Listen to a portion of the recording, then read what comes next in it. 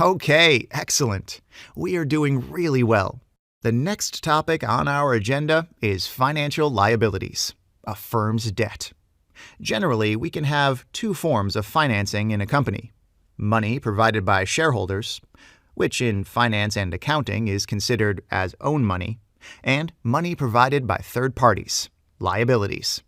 If these liabilities are interest-bearing, then we are talking about financial liabilities. So, obviously, one of the first questions that pops up is about distinguishing between debt and equity.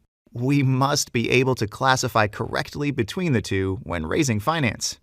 If not, our company's debt ratio will misrepresent the firm's actual financial health situation. In addition, this could affect the firm's bottom line.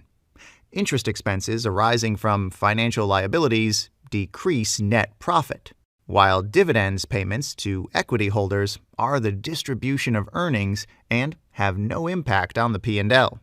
The criteria for classifying financing as debt rather than equity is straightforward. If the financing instrument contains an obligation to repay money, then we are talking about a debt instrument, a financial liability. If we are raising money and there is no promise of repaying that money, but a promise to share the firm's earnings, then we have equity financing. In the past few decades, financial engineering created multiple alternative instruments, such as convertible bonds, having the characteristics of both debt and equity. Convertible bonds are bonds with the option to be converted into equity shares, but are interest-bearing, and a certain amount is owed at maturity if the bond isn't converted. The accounting of these instruments is not something most finance managers must deal with often, so we will not dive into the specifics of how to register these instruments accounting-wise.